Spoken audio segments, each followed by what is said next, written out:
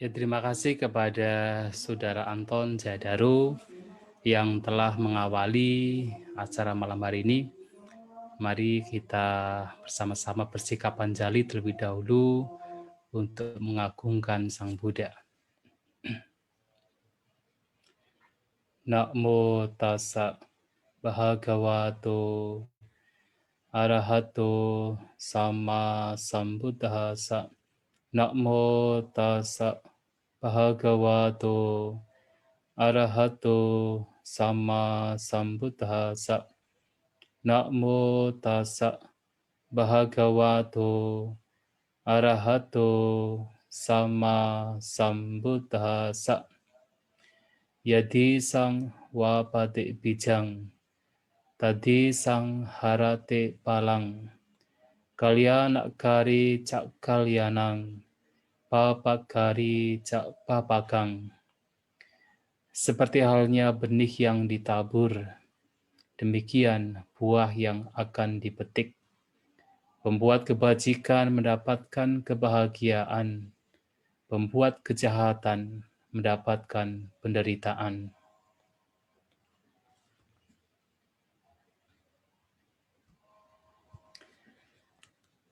Yang saya hormati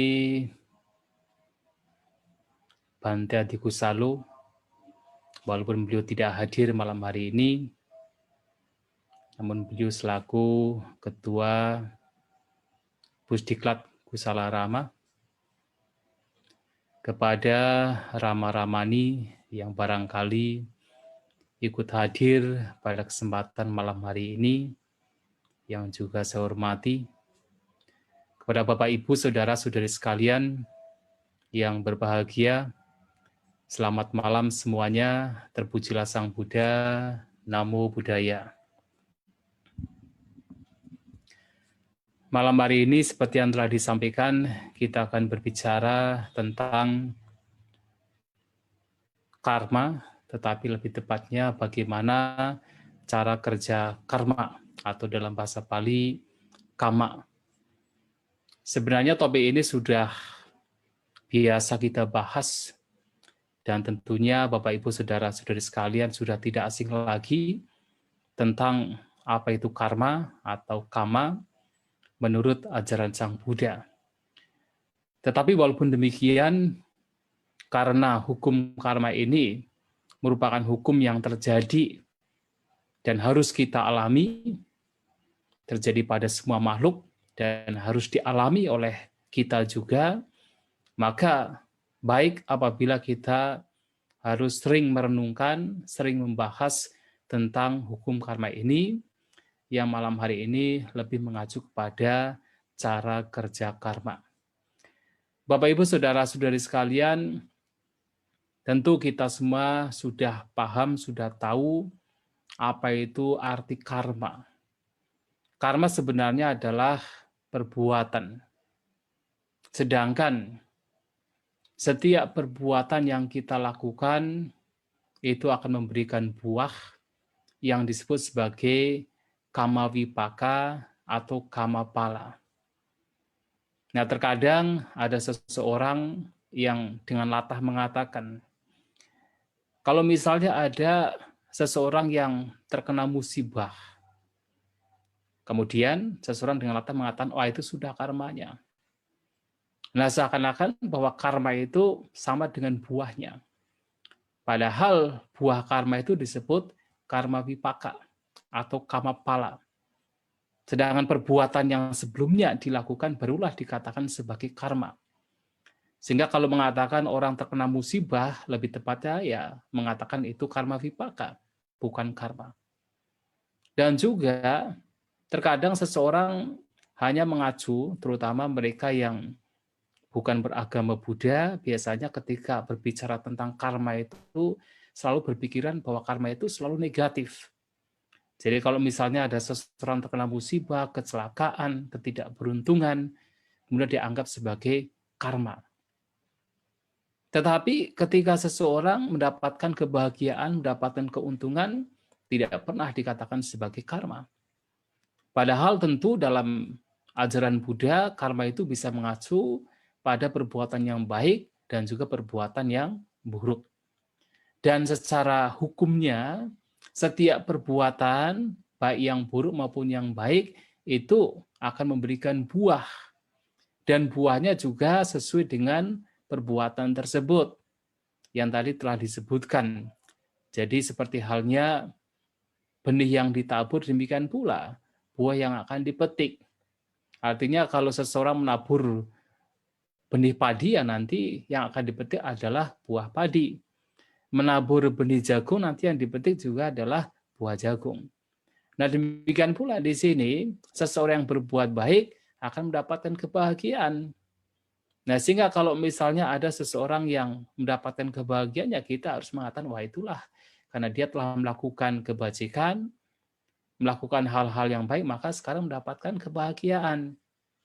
Nah, itu juga harus kita katakan, jadi tidak hanya yang negatif saja.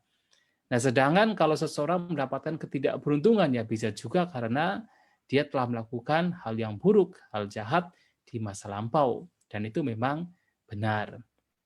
Nah, sehingga di sini karma harus, ya terutama kepada mereka yang tidak mengerti, tidak memahami hukum karma, itu tidak hanya sekedar melihatnya dari satu sisi, yaitu berkaitan dengan hal yang buruk. Hal yang baik pun juga sangat baik untuk dikatakan kepada mereka. Kemudian Bapak Ibu Saudara-saudari sekalian, yang menjadi penekanan lagi ketika berbicara hukum karma adalah bahwa kehidupan manusia ini seperti yang Sang Buddha sampaikan dalam khotbah-khotbah beliau juga sangat dipengaruhi oleh perbuatan yang dilakukan. Nah, jadi dalam salah satu khotbah, ya Culakama Vibhanga Sutta, ada seorang Brahmana Buddha bertanya kepada Sang Buddha, kenapa di dunia ini banyak orang yang antara satu orang dengan lainnya memiliki kondisi yang berbeda-beda, memiliki yaitu keberuntungan yang berbeda-beda. Ada yang terlahir di tengah-tengah keluarga yang berada, yang beruntung. Ada juga orang-orang yang terlahir di keluarga yang kurang beruntung. Ada juga orang-orang yang terlahir dengan wajah yang elok dipandang, enak dipandang, tetapi ada juga orang-orang yang terlahir dengan wajah yang tidak enak dipandang. Ada juga orang yang terlahir dengan wajah berwibawa, tapi ada juga yang tidak memiliki kewibawaan. Nah, seperti itu ditanyakan oleh seorang Brahmana Buddha bernama Subha. Nah, Sang Buddha menjawab bahwa setiap makhluk ini adalah apa? Pewaris dari perbuatannya sendiri. Pemilik dari perbuatannya sendiri, kama sako, kama dayato, kama yoni, kama bantu, kama patisarano.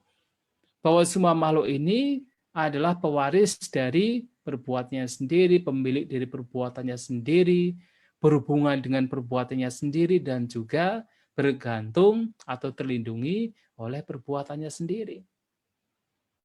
Dan perbedaan-perbedaan yang terjadi antar satu orang dengan lainnya, salah satu penyebabnya disebabkan oleh karma, oleh perbuatan. Nah, dikatakan bahwa kalau seseorang dalam kehidupan yang lampau suka melakukan kejahatan seperti membunuh atau melukai makhluk lain, maka seseorang akan terlahir di alam yang tidak menyenangkan, di alam rendah. Dan kalaupun saat dia terlahir di alam manusia, ia akan terlahir dengan umur yang pendek, dengan berpenyakitan. Tetapi kalau seseorang dalam kehidupannya itu suka berbuat kebajikan, suka menolong yang lain, tidak suka membunuh, menghindari pembunuhan, maka ketika meninggal dilahirkan, terlahir di alam yang bahagia. Dan kalaupun seandainya terlahir di alam manusia, nah, orang demikian terlahir dengan umur yang panjang, dengan fisik yang lebih sehat. Dan juga kalau seseorang dalam kehidupannya suka marah-marah, sedikit-sedikit tersinggung, hanya dengan kata yang sedikit kasar, wah mudah tersinggung, mudah panas, batin bergejolak, mudah marah. Maka ini juga akan mempengaruhi kehidupan orang tersebut. Setelah kematian terjadi, dilahirkan di alam yang tidak menyenangkan. Nah, kalau seandainya terlahir lagi sebagai manusia, Orang demikian terlahir dengan wajah yang tidak menyenangkan. Tetapi sebaliknya, kalau seseorang suka mengembangkan cinta kasih, mengembangkan kasih sayang, suka berkata yang baik, maka begitu dia dilahirkan setelah kematian, dikatakan terlahir di alam yang lebih menyenangkan, kalaupun terlahir lagi sebagai manusia, nah terlahir dengan wajah yang enak dipandang. Orang yang suka berdana juga sama. Kemudian terlahir lagi di alam mendatang, terlahir dengan kondisi di tengah-tengah keluarga yang berada, yang beruntung. Tetapi sebaliknya, seseorang yang kikir, yang tidak suka berdana, yang pelit.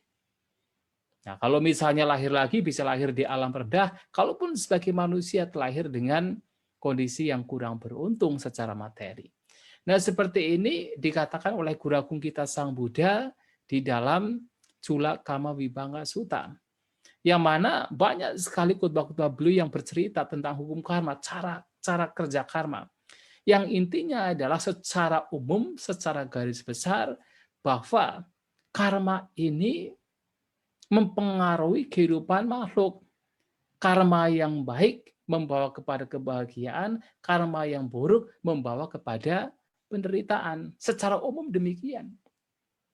Nah, Sang Buddha di sini melihat hukum karma ini tidak hanya sekedar melihat karena tradisi, karena logika. Jadi sebenarnya sebelum Sang Buddha muncul di India, itu sudah ada. Kepercayaan tentang hukum karma sudah ada. Dalam agama Brahmanisme mereka juga percaya dengan hukum karma. Dalam agama-agama lain seperti para pertapa yang namanya pertapa Ajiwaka, pada zaman beliau juga percaya dengan hukum karma. Tetapi Sang Buddha mempercayai hukum karma ini bukan sekedar karena tradisi mengatakan demikian. Bukan sekedar karena logika. Logikanya karena memang kehidupan manusia kan berbeda-beda. Kehidupan manusia kan tidak sama antara satu dengan lainnya. Itu pasti karena karma. Pasti karena perbuatan. Tidak demikian. Nah, Sang Buddha melihat hukum karma ini karena beliau melihat dengan dibacaku. Dengan mata dewanya. Jadi dengan kekuatan mata dewanya beliau melihat bahwa ternyata orang-orang yang suka melakukan kejahatan, suka membunuh, suka mencuri, suka berzina, suka berbohong, suka mencela mereka para Arya, memiliki pandangan salah setelah kematian, terlahir di alam yang tidak menguntungkan. Tetapi sebaliknya orang yang menghindari berbagai macam kejahatan setelah kematian terlahir di alam yang menguntungkan. Nah, Sang Buddha ini melihat hukum karma ini tidak sekedar karena tradisi. Karena pada waktu itu agama pada waktu itu terutama Brahmanisme juga sudah mengatakan ada hukum karma. Tidak demikian. Tetapi lebih karena melihat dengan kekuatan mata dewa beliau, dibacaku beliau. Jadi dibacaku ini tidak hanya sekedar bisa melihat makhluk halus, melihat makhluk peta, makhluk Brahma. Justru dibacaku yang digunakan oleh Sang Buddha itu adalah untuk melihat cara kerja hukum karma. Untuk melihat bahwasanya ternyata makhluk-makhluk ini lahir mati sesuai dengan karmanya masing-masing. Sesuai dengan perbuatannya masing-masing. Yang secara general, secara umum, perbuatan baik membawa kepada kebahagiaan, perbuatan buruk membawa kepada penderitaan. Nah, tetapi Bapak Ibu saudara-saudari sekalian, yang juga perlu kita pahami di sini adalah bahwasanya karma ini juga harus dipahami sesuai dengan 3 hal. Yang pertama adalah sesuai dengan waktu, kapan perbuatan tersebut berbuah. Yang kedua sesuai dengan bobot, bagaimana perbuatan tersebut memberikan buah. Nah, yang ketiga adalah dipahami sesuai dengan fungsi. Bagaimana perbuatan tertentu berfungsi untuk apa? Ini juga perlu kita pahami. Walaupun tiga hal ini nih sebenarnya bisa kita temukan di dalam kitab ulasan, kitab komentar. Tetapi walaupun demikian ini patut untuk kita pahami. Karena dari kitab komentar pun juga sebenarnya bisa kita trace back, bisa kita jejaki di yaitu Tipitaka. Yang pertama adalah kita harus memahami bahwa hukum karma harus dilihat dari kapan perbuatan tersebut berbuah. Dari waktu. Nah, dikatakan bahwa ada perbuatan-perbuatan yang memang perbuatan tersebut berbuah di zaman atau di kehidupan sekarang. Disebut tidak dhamma vedanya. Artinya ada perbuatan-perbuatan yang itu ketika itu dilakukan itu bisa berbuah dalam kehidupan sekarang. Jadi tidak harus menunggu setelah kematian, tidak harus menunggu setelah kita mati baru mendapatkan buah. Ya sekarang memang salah satunya adalah sekarang kita mendapatkan kondisi-kondisi yang kita peroleh ini, yaitu kan disebabkan juga dipengaruhi oleh kehidupan yang lampau, perbuatan yang lampau. Tetapi perbuatan sekarang ini juga sangat mempengaruhi. Nah, ini juga penting karena terkadang ada seseorang ini hanya berpikir bahwa perbuatan yang lampau saja yang mempengaruhi kehidupan sekarang. Tidak. Perbuatan sekarang pun juga sangat mempengaruhi. Perbuatan yang kita lakukan sekarang ini juga sangat mempengaruhi dan bisa berbuah pada saat sekarang. Nah, perbuatan yang bisa berbuah di kehidupan sekarang itu disebut tidak dhamma vedanya.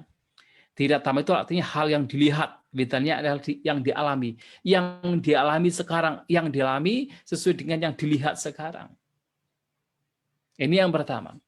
Tetapi juga ada perbuatan-perbuatan yang memang akan berbuah di masa setelah kematian.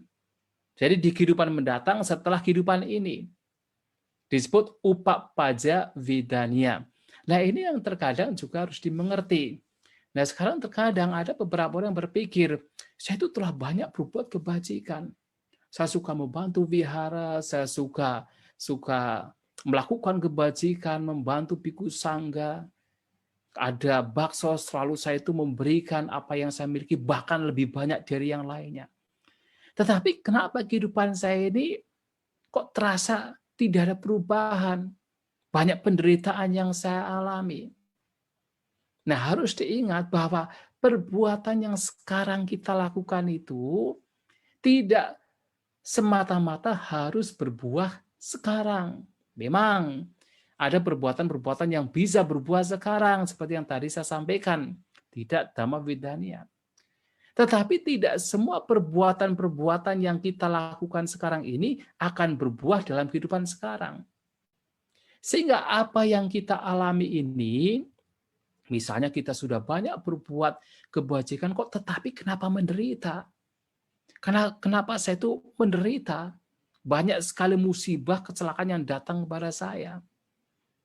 Nah, itu karena perbuatan yang sekarang kita lakukan belum berbuah. Sementara perbuatan-perbuatan yang lampau itu sedang berbuah, makanya kita sedang menderita. Atau harus kita ingat, perbuatan kita itu kan sangat bervariatif. Perbuatan kita kan sangat banyak, sangat kompleks. Nah, terkadang seseorang itu hanya menekankan pada satu perbuatan. Misalnya apa? Saya kan sudah suka berdana, saya sudah suka membantu wihara, saya sudah sering baksos. Tetapi kenapa kok orang-orang di sekitar saya ini selalu membenci saya, tidak suka dengan saya? Selalu saya difitnah, selalu saya dikatai kata-kata yang kasar. Misalnya demikian. Nah, hanya mengacu pada satu perbuatan, kemudian kita berpikir, kenapa penderitaan datang pada saya? Padahal bisa saja, walaupun kita sudah banyak berdana, tetapi mungkin kita arogan. Nah, itu perbuatan juga. Kita suka berucap kasar, kita suka menyindir orang lain, kita suka berkata yang tidak baik terhadap orang lain, kita suka memecah belah orang lain. Walaupun kita itu sudah banyak berbuat kebajikan dengan berdana, kalau perbuatan-perbuatan lainnya tidak dijaga, maka perbuatan lainnya ini yang tidak baik ini juga berbuah. Nah, ini juga harus jadi introspeksi diri kita. Jadi artinya bahwa karma ini sangat bervariatif. Tidak hanya karma lampau, tetapi juga karma sekarang, dan karma pun juga tidak hanya satu jenis karma, satu jenis perbuatan. Ada banyak perbuatan lainnya yang juga mesti kita ingat, kita renungkan bahwa apakah segala perbuatan yang saya lakukan ini sudah baik atau tidak.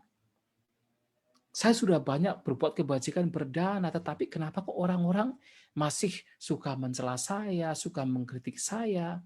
Kita renungkan, kita introspeksi diri. Oh, ternyata kita temukan, iya memang saya suka berbicara kasar, ucapan saya ceplas-ceplos, saya tidak peduli dengan yang lain, kata-kata kasar saya ucapkan, tidak memperhatikan perasaan orang lain, ya pantas saja orang lain kemudian mencela saya. Nah, seperti ini juga harus kita perhatikan.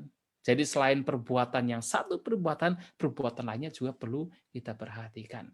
Nah, sehingga di sini perbuatan yang sekarang ini juga sangat mempengaruhi, dan perbuatan yang lampau juga mempengaruhi. Dan perbuatan yang sekarang kita lakukan itu tidak hanya harus berbuah dalam kehidupan sekarang, dalam kehidupan mendatang itu baru bisa berbuah.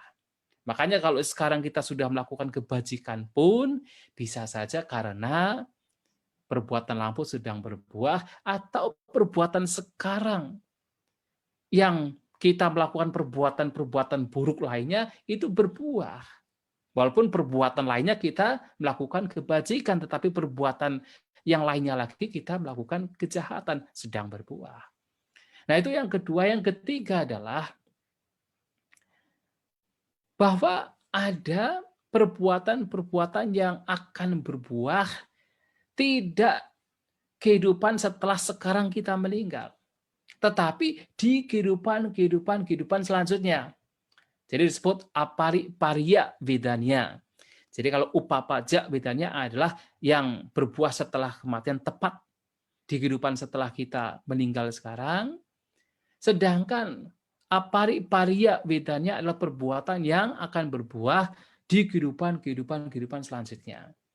Yang terkadang tidak hanya berbuah sekali, akan berbuah berulang kali. Jadi ada sebuah perumpamaan seperti ini. Jadi kalau misalnya ada seorang pemburu membawa seekor anjing untuk ikut berburu, kemudian menemukan ada seekor rusa. Wah, rusa tersebut dikejar sama anjing. Ketika dikejar terkadang tergigit yaitu kakinya, tapi rusa itu masih bisa lepas, lari lagi. Kemudian anjingnya mengikuti, berhasil menggigit, misalnya menggigit kaki lainnya, menggigit badannya, lari lagi, akan terus demikian. Nah, artinya apa? Satu perbuatan ini bisa berbuah berulang-ulang. Jadi tidak hanya satu kali berbuah. Seperti seekor rusa tadi yang digigit berulang kali oleh anjing yang mengejar. Terkadang tergigit kakinya, terkadang tergigit badannya, terkadang tergigit lehernya, dan sebagainya. Berulang-ulang. Nah, ini juga harus kita ingat. Bahwasanya perbuatan yang kita lakukan bisa berbuah berulang-ulang. Dan apa yang kita alami pun juga bisa disebabkan karena perbuatan yang lampau. Tidak hanya perbuatan lampau yang setelah kita lahir di sini atau sebelum kita lahir di sini satu kelahiran, tetapi juga di kelahiran yang lampau. Nah, itu bisa berbuah berulang kali. Jadi seperti cerita misalnya Bhante Mahamoggallana. Nah, karena beliaunya itu pernah mau mencelakai orang tuanya, nah dia terlahir di alam neraka, bahkan setelah menjadi seorang Bhante pun buah dari perbuatan yang beliau lakukan juga berbuah, di mana beliau ya pada akhirnya meninggal karena dipotong-potong sama perampok ya. Jadi itu bisa terjadi. Nah, ini disebut apariparya vedanya. Tapi ada juga yang keempat adalah ada perbuatan yang sebenarnya pada akhirnya tidak berbuah. Itu disebut ahosikama.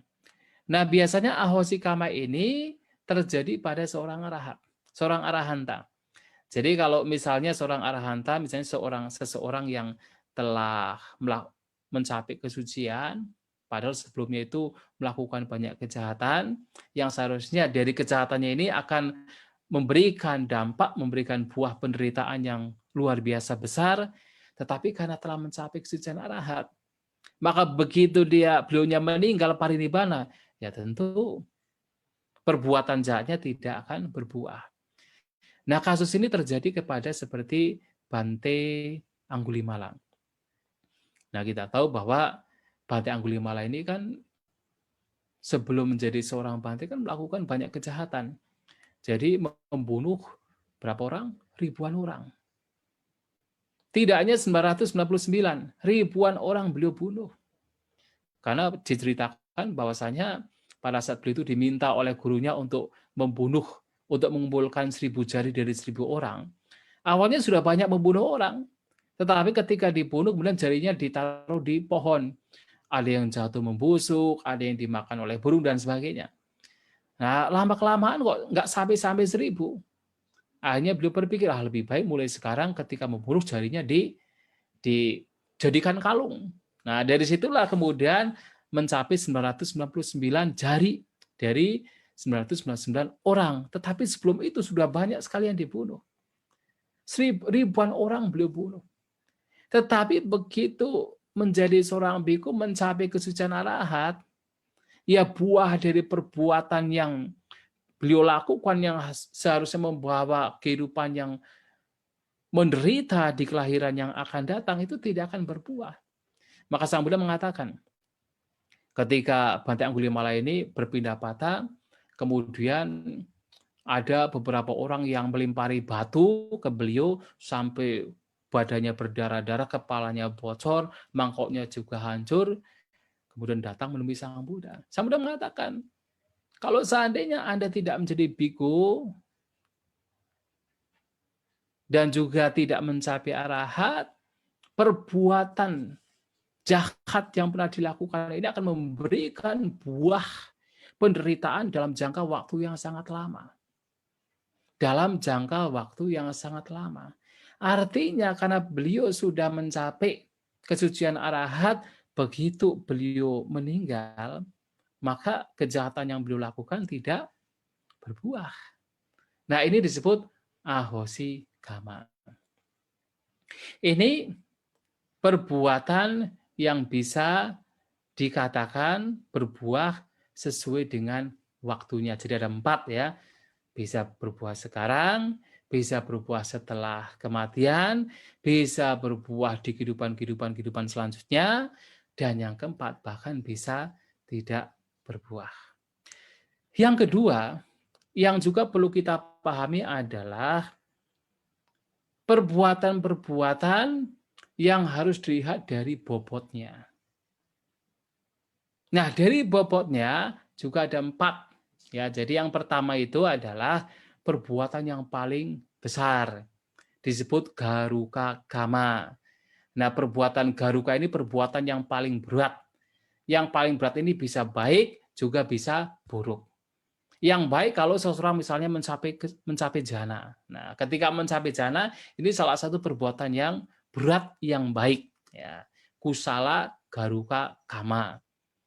Nah, ketika orang mencapai pencapaian jana dan bahkan sampai meninggal jananya tidak lenyap, nah ini bisa membawa kepada yaitu kelahiran di alam Brahma. Nah, itu artinya apa? Perbuatan berat yang baik.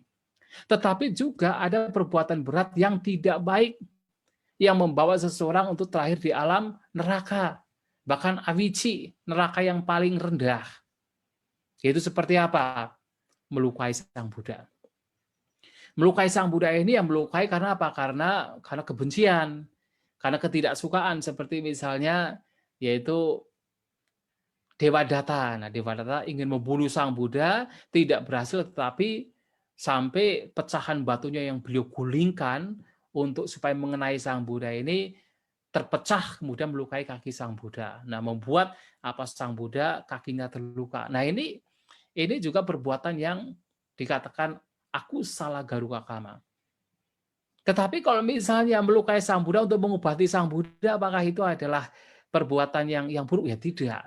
Seperti misalnya jiwaka. Nah, jiwaka ini kadang-kadang ya ketika misalnya harus mengobati sang Buddha, waktu kaki sang Buddha itu terluka, harus diobati, diolesi, ya mau tidak mau harus seperti yaitu mengolesi obat dan sebagainya, tetapi itu tujuannya adalah untuk mengobati sang Buddha, ini berbeda. Tetapi kalau melukai sang Buddha, yaitu dengan kebencian, nah ini yang membawa kepada kelahiran di alam yang rendah. Atau misalnya membunuh seorang arahat. Kalau arahat, sawaka Buddha, artinya para arahat yang bukan sama sang Buddha, itu masih bisa dibunuh.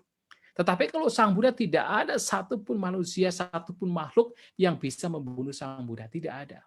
Tetapi kalau arahanta, murid sang Buddha, itu masih ada kemungkinan bisa dibunuh oleh orang lain. Nah, kalau sampai membunuh orang yang begitu bajik, orang yang begitu baik, nah ini juga membawa kepada kelahiran di alam yang rendah. Atau membunuh ibu atau ayah. Nah, ibu kandung, ayah kandung sendiri. Atau misalnya memecah belah sangga. Nah, kalau bicara memecah belah sangga, sebenarnya umat awam tidak bisa. Yang bisa memecah belah sangga itu adalah biku. Ya, samanera pun juga tidak bisa. Biku itu bisa memecah belah sangga. Nah, kalau sampai memecah belah sangga, artinya betul-betul seorang biku melakukan yaitu perpecahan, itu tujuannya untuk memecah belah sangga, itu juga disebut akusala garuka kama. Ya, ini membawa kepada kelahiran yang tidak baik. Nah, selain garuka kama, juga ada bahula kama. Bahula kama adalah perbuatan yang diulang-ulang. Jadi biasanya seseorang yang meninggal dan dilahirkan di alam selanjutnya ini, itu pertama bisa disebabkan karena garuka kama. Karena sebuah perbuatan yang begitu baik, besar, atau perbuatan yang begitu buruk, yang besar, itu yang menjadi kekuatan kemana orang tersebut dilahirkan. Tetapi kalau tidak ada garuka kama, kemudian yang kedua bahula kama, perbuatan yang diulang-ulang. Jadi kalau misalnya kita suka berdana, itu juga membawa kepada apa? Kelahiran di alam mendatang sesuai dengan perbuatan yang diulang-ulang. Maka Sang Buddha pernah mengatakan begini, memberikan sebuah analogi. Lagi dan lagi seorang petani menyemai benih, dan lagi seorang petani panen. Lagi dan lagi seorang pengemis meminta, lagi dan lagi seorang pemberi memberi. Lagi dan lagi seorang pemberi yang memberi akan terlahir lagi dan lagi di alam surga, di alam dewa. Nah, Sang Buddha memberikan analogi demikian, melihat mengumpamakan seorang pemberi yang suka memberi terlahir di alam surga ini seperti seorang petani.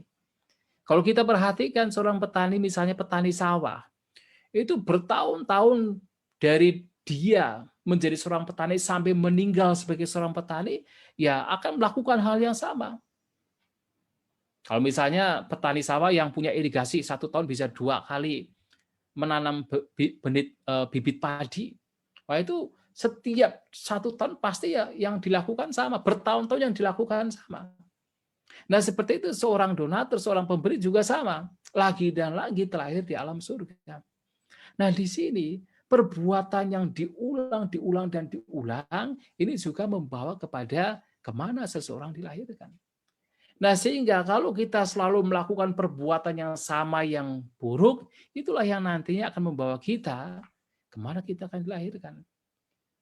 Maka hati-hati dengan perbuatan kita. Kalau kita harus melakukan perbuatan yang harus diulang-ulang, yang perbuatan yang bajik, perbuatan yang baik. Makanya beliau Sang Buddha mengatakan begini, punyanje purizo kaira tena punang. Kalau seseorang harus berbuat kebajikan, lakukan itu lagi dan lagi. Atau setiap kali beliau meminta siswanya untuk mengembangkan pikirannya, mengembangkan kualitas yang baik, yang bermanfaat, beliau selalu mengatakan, asewitaya, bawitaya, bahulikataya, yanikataya, susamaradaya, dan seterusnya. Bahwa perbuatan tersebut harus apa? Harus diolah, harus dipraktekkan, harus dikembangkan lagi dan lagi, harus dijadikan sebagai kendaraan, harus dijadikan sampai dikembangkan sampai menjadi otomatis, menjadi sebuah keterampilan. Anuditaya harus dikokohkan. Kenapa demikian? Karena perbuatan yang baik yang dilakukan lagi dan lagi itu juga mempengaruhi kemana nantinya setelah kematian seseorang dilahirkan. Kalau harus masih dilahirkan. Tetapi kan sebenarnya tujuan kita kan bukan untuk dilahirkan. Tapi kalau memang harus dilahirkan, nah perbuatan yang diulang-ulang inilah yang membawa kemana kita dilahirkan. Yang kedua, yang ketiga, ada perbuatan yang disebut asana. Nah, asana kama. Nah, ini yang juga penting. Nah, asana kama ini adalah perbuatan yang muncul pada saat sebelum seseorang meninggal, seperti nimitta. Nah, nimitta itu sebuah gambaran batin. Atau katakan ada perbuatan tertentu yang dilakukan sebelum meninggal.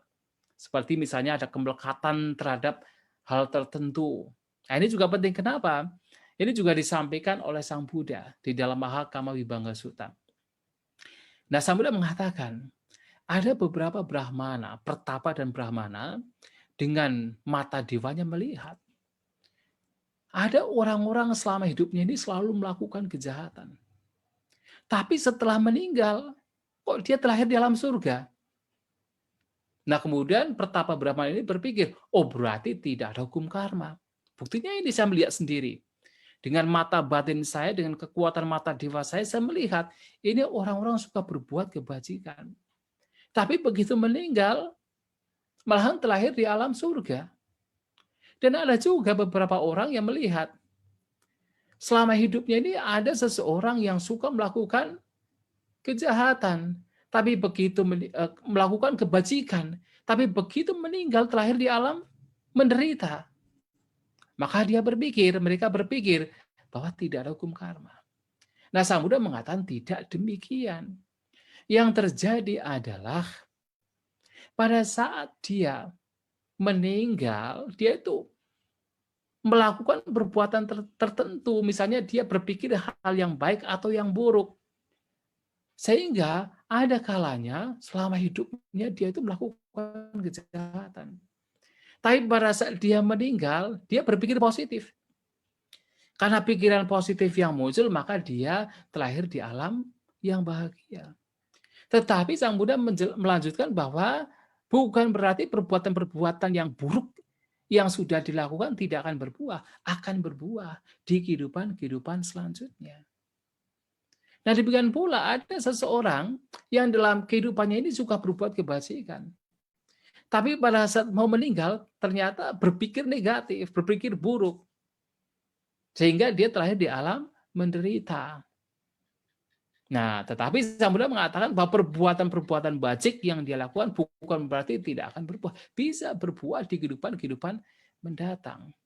Nah, kasus seperti ini juga terjadi. Seperti misalnya kasus yaitu Ratu Malika. Wah, Ratu Malika ini sebenarnya seorang ratu yang luar biasa. Nah, dia itu punya keyakinan terhadap Sang Buddha, suka bertemu dengan Sang Buddha, suka berdiskusi Dhamma, dan juga suka berdana kepada Sang Buddha. Keyakinannya itu luar biasa. Bahkan dikatakan, bahkan suaminya Raja Pasinati mengatakan kepada Sang Buddha, istri saya itu loh, pokoknya kalau yang Bante katakan, walaupun itu tidak dibuktikan, langsung percaya, pokoknya pasti benar. Kalau Sang Buddha mengatakan, itu Ratu Malika.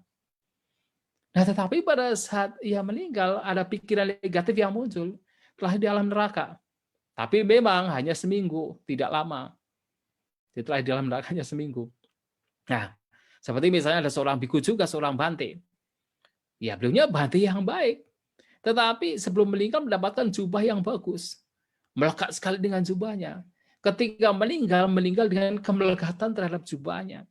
Terlahir sebagai apa? Kutu jubah. Tetapi juga hanya seminggu. Setelah seminggu, meninggal terlahir di alam surga.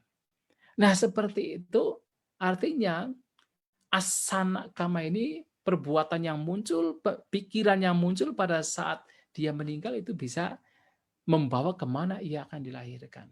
Nah, ini yang ketiga. Yang keempat adalah katata kama. Jadi ada perbuatan yang sebenarnya dilakukan dengan tidak sungguh-sungguh. Tetapi itu muncul pada saat dia meninggal. Ya misalnya barangkali misalnya ya, kita itu pada saat berjalan kemudian ada anjing gitu kan, kemudian kita ada sisa makanan kita lempar saja ke anjing supaya anjing bisa makan. Itu kebajikan walaupun tidak besar. Tetapi tiba-tiba bisa saja kemudian pas berjalan kita ketabrak mobil, meninggal. Yang kita ingat adalah ketika kita memberi makan kepada seekor anjing.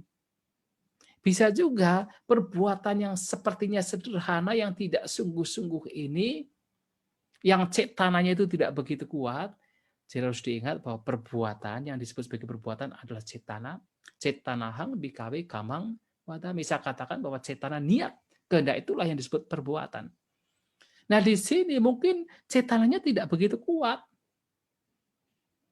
tidak tidak tidak dilakukan dengan penuh perhatian, tetapi kita lakukan dan itu bisa juga membawa kemana kita akan dilahirkan. Kalau yang lain-lain itu tidak muncul, maka kata kama ini bisa muncul. Makanya walaupun perbuatan kecil sekalipun, yang sepertinya tidak signifikan sekalipun, itu jangan dianggap remeh.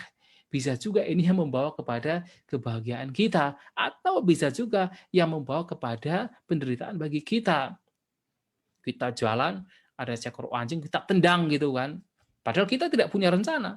Dari rumah tidak punya rencana, tapi begitu ada anjing, kemudian langsung kepikiran untuk nendang anjing. Setelah beberapa langkah kita ketabrak mobil misalnya, mati. Yang kita ingat adalah apa? Nendang anjingnya itu. Bisa juga demikian. Makanya kata kama juga jangan diremehkan. Ya, sekecil apapun perbuatan yang baik, jangan diremehkan. Sekecil apapun perbuatan yang buruk, juga jangan diremehkan. Jangan dibiasakan. Nah, ini kalau kita melihat dari yaitu bobot perbuatan. Nah, kemudian juga kita harus melihat dari sisi yaitu fungsi. Nah, jadi fungsi dari perbuatan tersebut. Yang pertama disebut janaka kama ya. Janaka kama itu adalah perbuatan-perbuatan yang sifatnya adalah berbuah. Janaka itu produce, janaka itu artinya production, apa producer gitu kan, yang membuat, yang membuahkan, yang memberikan buah. Artinya ya perbuatan-perbuatan yang memberikan buah. Tetapi juga ada perbuatan-perbuatan yang disebut upatambaka kama. Upatamba itu artinya helping.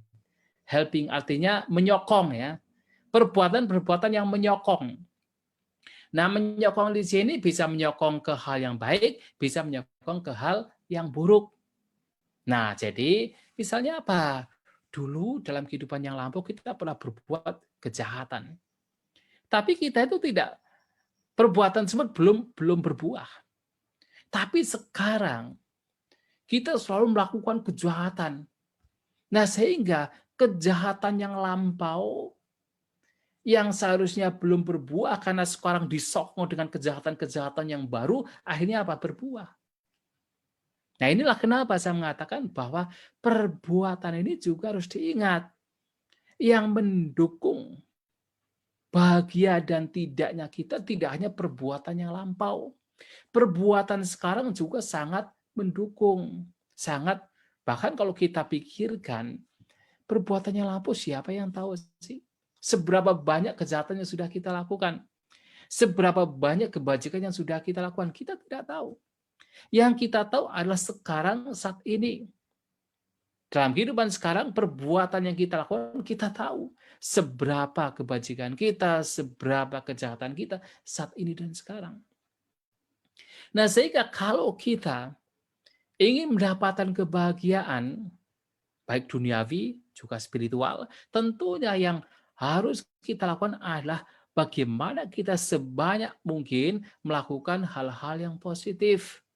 Baik ucapan, perbuatan jasmani, maupun pikiran. Lakukan hal yang positif. Untuk apa? Untuk menyokong, kalau kita masih berbicara tentang karma, adalah untuk menyokong supaya perbuatan-perbuatan baik yang lampau juga akan berbuah. Dengan sekarang kita menyokongnya dengan perbuatan-perbuatan yang baik. Tetapi kalau sekarang kita suka melakukan kejahatan, ya perbuatan-perbuatan yang buruk yang lampau, ini juga tidak akan berbuah. Ya sebagai contoh adalah Anggulimala. Anggulimala ini sebenarnya kan beliau bukan bukan seorang yang biasa. Beliau adalah seorang putra, yaitu penasihat raja. Beliau terlahir sebagai anak yang begitu cerdas, sangat cerdas. Nah, melihat kehidupan beliau sebenarnya, beliau sudah melakukan banyak sekali kebajikan di masa lampau. Sehingga terlahir sebagai anak seorang penasihat raja, dan juga terlahir sebagai anak yang begitu cerdas, bahkan lebih cerdas dari anak-anak lainnya. Nah, karena beliau kemudian, walaupun sudah melakukan kejahatan, kemudian melakukan banyak kebajikan, nah sehingga ini menyokong bagi beliau apa yang sudah baik yang beliau lakukan di masa lampau, menyokong bagi beliau untuk mematangkan apa yang baik ini, bahkan membawa beliau mencapai kesucian, dimatangkan. Nah, sehingga kalau kita ingin mendapatkan kematangan dalam hal yang baik sekarang, ya kita hendaknya apa? Melakukan kebajikan-kebajikan, melakukan hal-hal yang positif supaya ada karma-karma yang positif ini menjadi apa? Upah tambah, menjadi apa? Penyokong bagi perbuatan-perbuatan baik yang telah kita lakukan di masa lampau. Nah, ini yang kedua. Yang ketiga adalah upah pilaka, ini berbeda. Nah, kalau upah tambaka ini adalah menyokong, upah pilaka itu artinya apa? Artinya menghambat. Menghambat baik yang itu positif atau yang negatif. Artinya, misalnya dalam kehidupan lampau kita sudah banyak berbuat kebajikan. Tetapi sekarang kita banyak melakukan kejahatan. Seharusnya kebajikan yang lampau ini berbuah karena sekarang kita melakukan banyak kejahatan, akhirnya terhambat dan tidak berbuah. Seperti kasusnya Ajatasattu. Nah, Ajatasattu ini terlahir sebagai seorang anak yang cerdas, anak Raja Bibisara. Bayangkan Raja Bibisara, seorang raja yang mencapai kesucian Sotapanna, punya anak Raja Ajatasattu. Ajatasattu kemudian menjadi seorang raja. Kalau tidak ada kebajikan, tidak mungkin terlahir sebagai anak raja, tidak mungkin kemudian menjadi raja. Tetapi karena beliaunya itu melakukan kejahatan, kebajikan yang lampau yang seharusnya berbuah itu tidak berbuah. Terhambat karena ia melakukan kejahatan dengan membunuh ayahandanya. Maka suatu kali Sang Buddha dalam khotbah Samanya Palasuta mengatakan, karena khotbah tersebut diberikan Sang Buddha kepada Ajatasattu. Sang Buddha mengatakan, seandainya Ajatasattu ini tidak membunuh ayahandanya, Raja Bimbisara, di saat itu juga ia bisa mencapai kesucian Sotapanna. Bayangkan, artinya kapasitas kemampuan batin Ajatasattu itu luar biasa. Tetapi karena ia membunuh ayahandanya sehingga terhambat.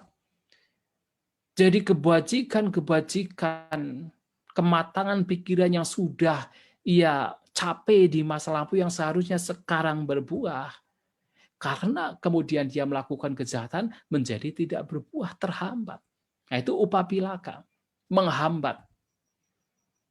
Nah, tetapi beda kasus dengan Anggulimala. Dia melakukan banyak kejahatan. Tetapi karena menjadi seorang biku, ya akhirnya kejahatan tersebut yang ia lakukan tidak berbuah. Ya terhambat buahnya. Nah, ini makanya terpenting dalam kita melihat hal ini berarti kita harus banyak melakukan hal yang positif. Terkadang kita berpikir bahwasanya wah kita mungkin itu sekarang itu manusia itu termasuk manusia yang tihetuka. Maksudnya manusia yang ahetuka. Nah, terkadang karena manusia dibagi oleh Sang Buddha menjadi tiga, ada tihetuka, dvihetuka, dan ahetuka. Kemudian kita berpikir mungkin kita itu makhluk ahetuka ya. Sehingga sulit sekali untuk mencapai kesucian. Ya jangan begitu. Justru kita melihat hal demikian, kita harus semakin positif. Positif untuk melakukan hal yang positif, yang baik, yang bermanfaat. Karena kita tidak tahu apa yang telah kita lakukan di masa lampau. Yang kita tahu adalah sekarang saat ini. Nah, sekarang saat ini kita mengenal Dhamma, mengenal ajaran Sang Buddha, kita tahu bahwa hidup kita ini juga dipengaruhi oleh hukum karma, maka lakukan yang terbaik selagi kita mengenal Dhamma. Sehingga perbuatan-perbuatan yang baik kita akan menghambat buah dari perbuatan buruk dan akan menyokong buah dari perbuatan yang baik. Nah, upatambaka, upapilaka ini bisa positif, bisa negatif. Tergantung perbuatan kita yang sekarang kita lakukan. Kemudian yang keempat adalah perbuatan namanya upaghataka. Upaghataka ini adalah yang menghancurkan. Yang menghancurkan di sini sebenarnya mengacu pada perbuatan yang pada akhirnya itu yang seharusnya itu betul-betul berbuah itu kayak dihancurkan. Ya, sebenarnya tidak dihancurkan secara total, tetapi seperti dihancurkan. Seperti misalnya yang tadi saya sebutkan ajata satu. Sebenarnya akan berbuah dalam kehidupan sebagai sotapana, mencapai kesucian sotapana. Tetapi kemudian karena kejahatannya itu seperti dihancurkan. Sehingga malahan dia terlahir di alam neraka, avici. Termasuk juga Bante Dewadatta. Ingat, Dewadatta ini sebelum memecah belah sangga, sebelum melukai Sang Buddha adalah biku yang baik sekali. Punya moralitas yang sangat baik. Bahkan punya pencapaian-pencapaian jana, kekuatan-kekuatan yang muncul dari pencapaian jana. Bahkan Bante Sariputta sebagai murid Sang Buddha yang terunggul dalam kebijaksanaan, itu juga memuji Dewadatta ini. Nah, tetapi karena kejahatannya, sehingga perbuatan-perbuatan yang baik yang beliau lakukan ini seperti dihancurkan, upaghataka. Sehingga malahan terakhir di alam avici. Walaupun nanti suatu saat dikatakan bahwa Bante Dewadatta ini, bahkan ajata satu juga akan mencapai kesucian, bahkan mencapai Paceka Buddha.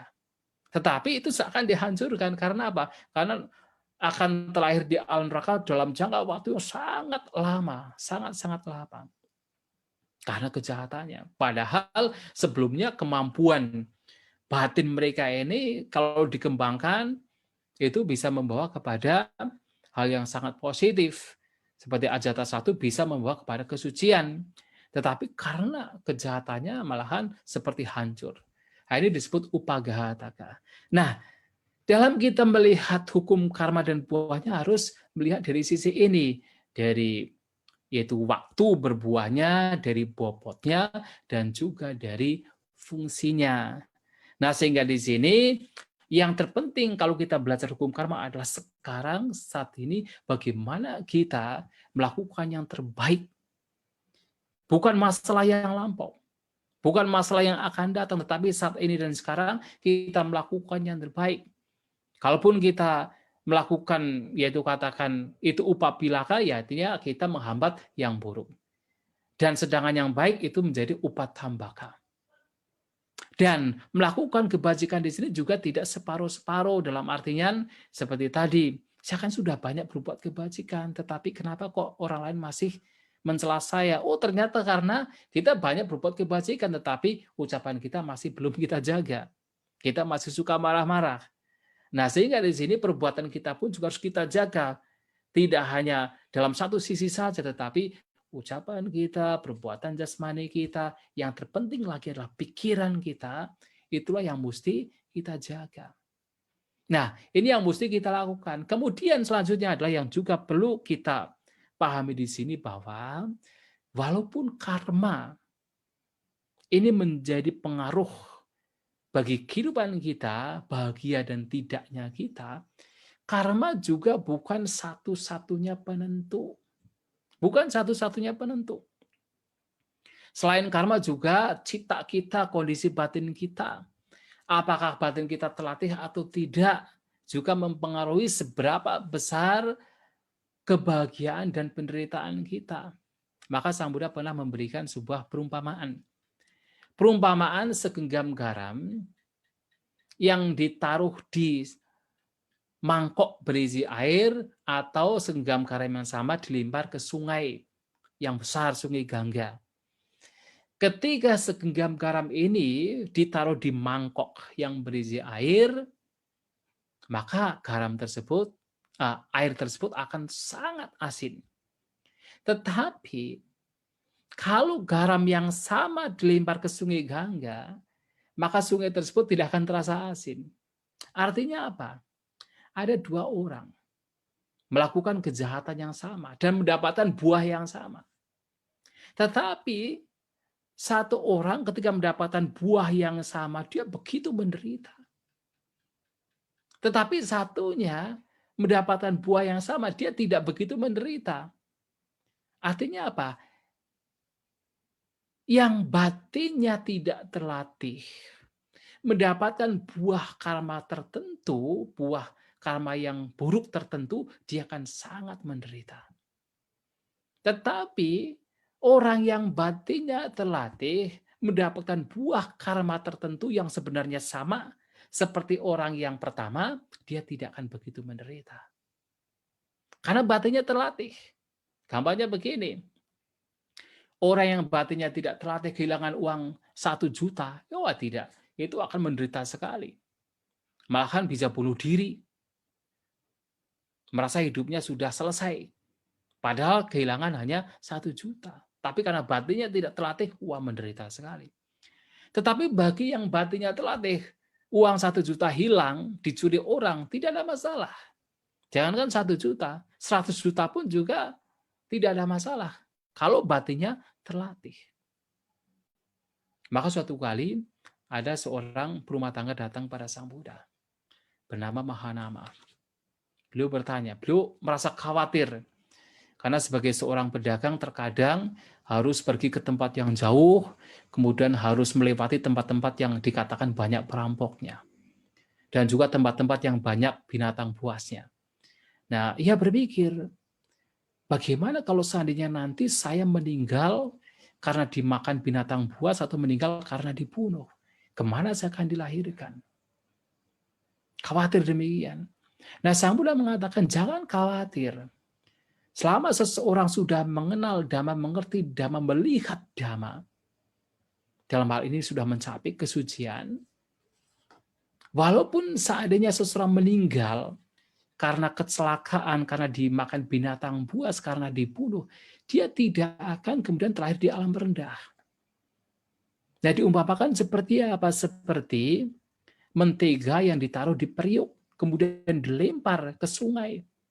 Periuknya jatuh, hancur, mengendap ke dasar sungai, tetapi menteganya akan mengambang.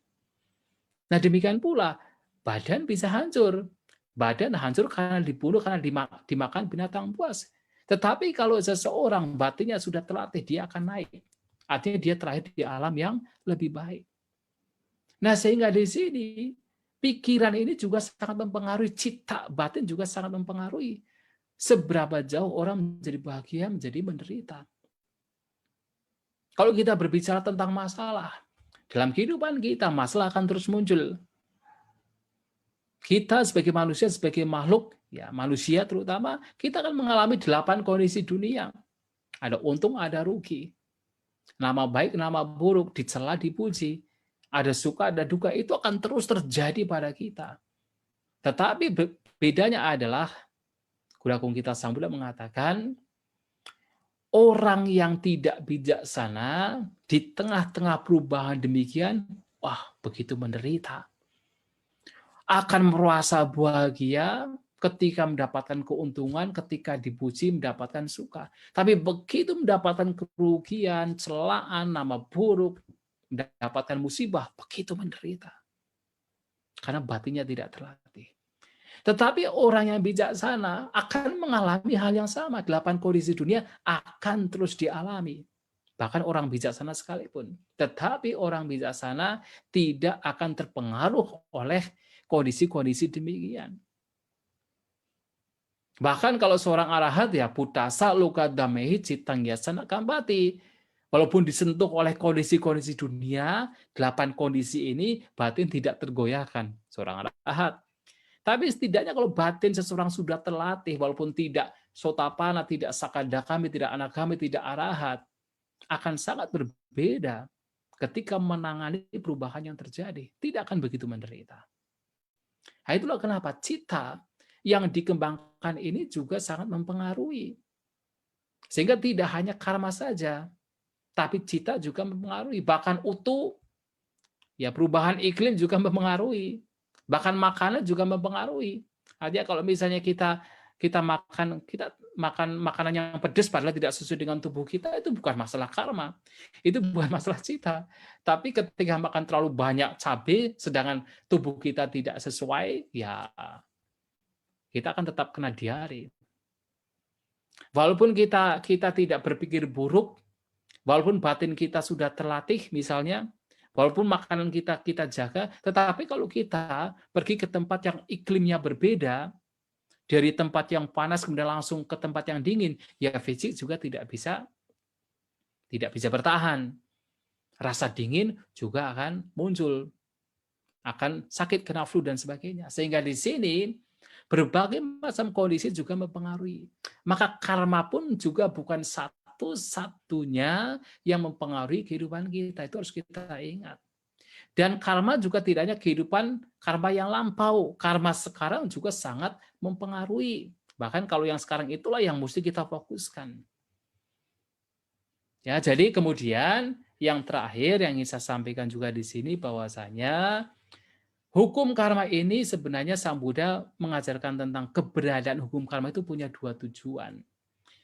Nah, tujuan yang pertama adalah agar seseorang menjaga perbuatannya.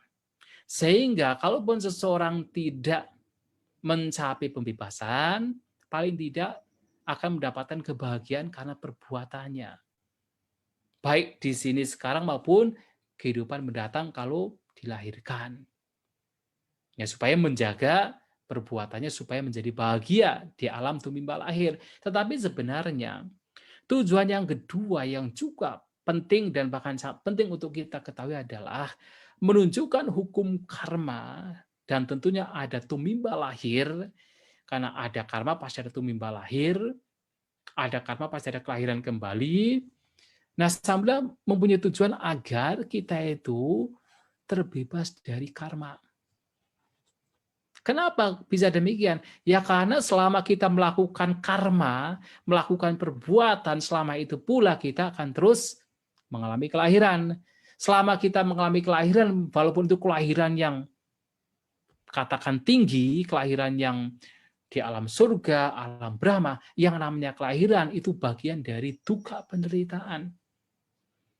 Maka selama kita melakukan karma, akan ada penderitaan. Sehingga tujuan yang terakhir adalah bagaimana kita memotong karma, memotong buahnya. Maka beliau mengatakan, tanha pahana kamang pahyati, kama pahana dukhang pahyati. Dengan dihancurkannya tanha, nafsu keinginan, karma perbuatan juga dihancurkan. Dan dengan dihancurkannya karma, maka duka penderitaan baru bisa dihancurkan. Maka karma harus dihancurkan. Mengapa? Karena hampir semua perbuatan yang kita lakukan ini umumnya itu muncul dari apa? Tanha. Muncul dari nafsu keinginan. Bahkan kebajikan yang kita lakukan pun juga bisa muncul dari tanha, nafsu keinginan. Maka kalau kita melihat Padijak Samupada kan di sana dikatakan sangkara pacaya, awija pacaya, sangkara. Jadi ketika ada awija, maka muncul sangkara, ya kan? Artinya dengan adanya ketidaktahuan maka muncul sangkara. Sangkara perbuatan. Nah, perbuatan ini bisa perbuatan yang baik, perbuatan yang buruk, bahkan bisa perbuatan yang membawa kepada pencapaian alam arupa Brahma. Disebut aninja sangkara. Jadi ada 3 sangkara. Punya sangkara, apunya sangkara, aninja sangkara. Punya sangkara adalah perbuatan-perbuatan bajik yang membawa kepada kelahiran di dalam surga, dalam alam rupa Brahma. Apunya sangkara adalah perbuatan-perbuatan yang buruk yang membawa kepada kelahiran yang tidak menguntungkan. Aninja sangkara adalah perbuatan-perbuatan yang kokoh yang membawa kepada pencapaian atau katakan kelahiran di arupa Brahma. Ternyata 3 perbuatan ini muncul dari mana? Awija, muncul dari ketidaktahuan. Nah, tentu kalau kita bicara ketidaktahuan, ya di situ ada tanha, nafsu, keinginan. Makanya kan hampir semua perbuatan itu muncul dari nafsu keinginan. Maka pada akhirnya adalah tujuan kita mempraktikkan Dhamma adalah untuk menghancurkan karma. Dan bagaimana kita menghancurkan karma? Praktekkan jalan mulia berunsur 8. Maka Sang Buddha mengatakan begini, ada berbagai macam jenis karma. Karma baik membawa kepada kebahagiaan, karma buruk membawa kepada penderitaan, karma baik dan buruk membawa kepada kebahagiaan dan penderitaan, dan juga jenis yang keempat, kamang kamak kayang sangwatati, perbuatan yang mengarah pada hancurnya perbuatan itu sendiri. Perbuatan apa? Jalan mulia berunsur 8. Jalan mulia berunsur 8 inilah sebuah tindakan yang ketika dikembangkan itu mengarah kepada hancurnya karma. Nah, itulah tujuan terakhir Sang Buddha menunjukkan kepada kita keberadaan karma dan buahnya, termasuk keberadaan tumimba lahir, agar kita suatu saat bisa terbebas dari karma, terbebas dari kelahiran.